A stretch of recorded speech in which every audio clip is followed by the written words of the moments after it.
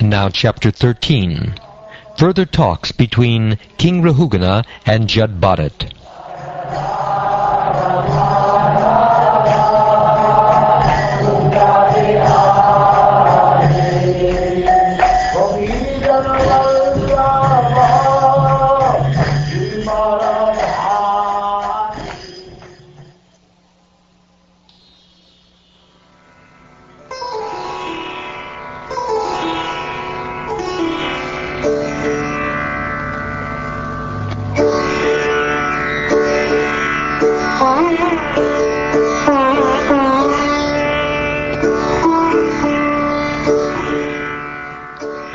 Jud Bharat, who had fully realized Brahman, continued, "My dear King Rahugana, the living entity wanders on the path of the material world, which is very difficult for him to traverse, and he accepts repeated birth and death. Being captivated by the material world under the influence of the three modes of material nature, that is Sattva Guna, Rajaguna, and Tamoguna, the living entity can see only the three fruits of activities under the spell of material nature. These fruits are auspicious, inauspicious, and mixed. He thus becomes attached to religion, economic development, sense gratification, and the monistic theory of liberation, or merging with the Supreme.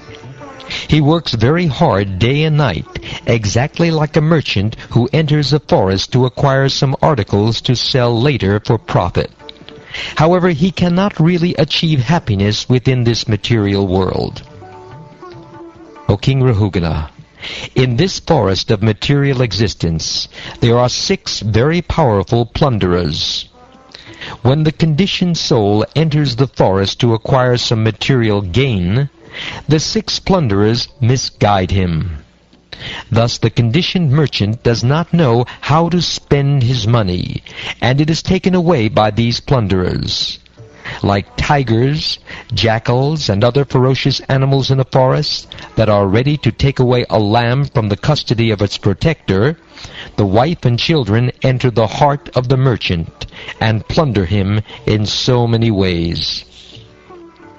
In this forest there are dense bowers composed of thickets of bushes, grass, and creepers. In these bowers the conditioned soul is always disturbed by cruelly biting mosquitoes or envious people. Sometimes he sees an imaginary palace in the forest, and sometimes he is bewildered by seeing a fleeting fiend or ghost, which appears like a meteor in the sky. My dear King, the merchant on the forest path of the material world, his intelligence victimized by home, wealth, relatives, and so forth, runs from one place to another in search of success.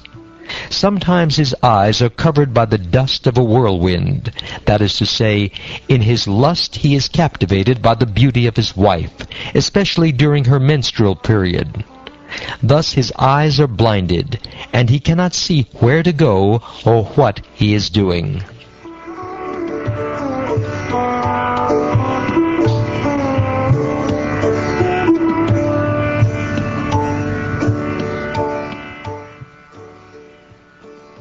Wandering in the forest of the material world, the conditioned soul sometimes hears an invisible cricket making harsh sounds, and his ears become very much aggrieved. Sometimes his heart is pained by the sounds of owls, which are just like the harsh words of his enemies. Sometimes he takes shelter of a tree that has no fruits or flowers.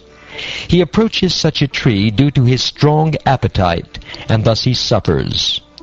He would like to acquire water, but he is simply illusioned by a mirage, and he runs after it.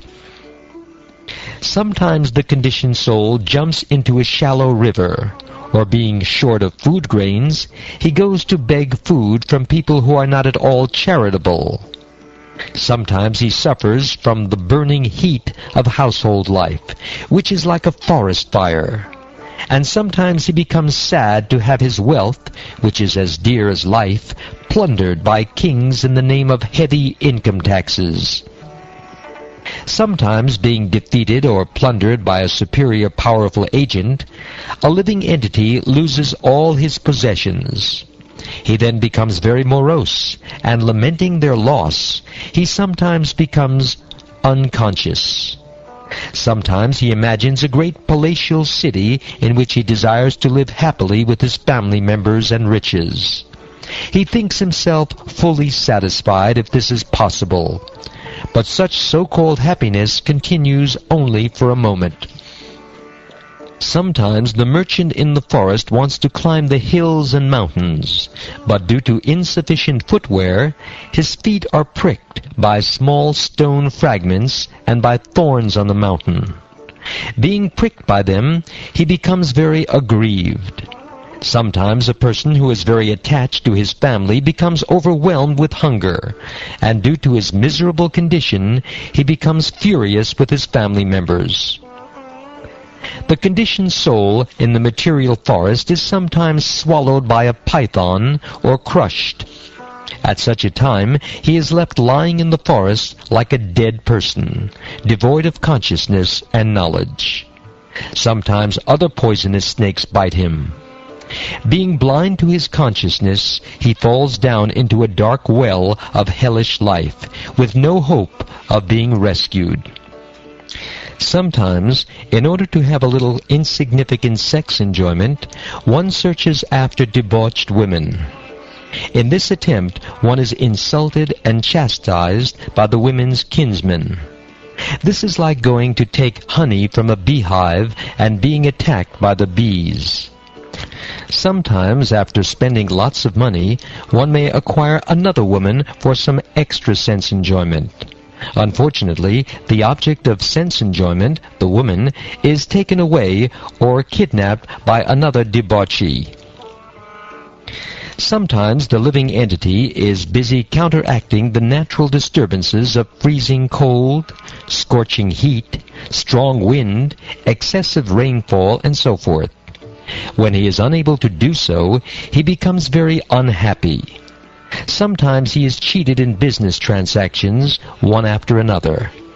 In this way, by cheating, living entities create enmity among themselves.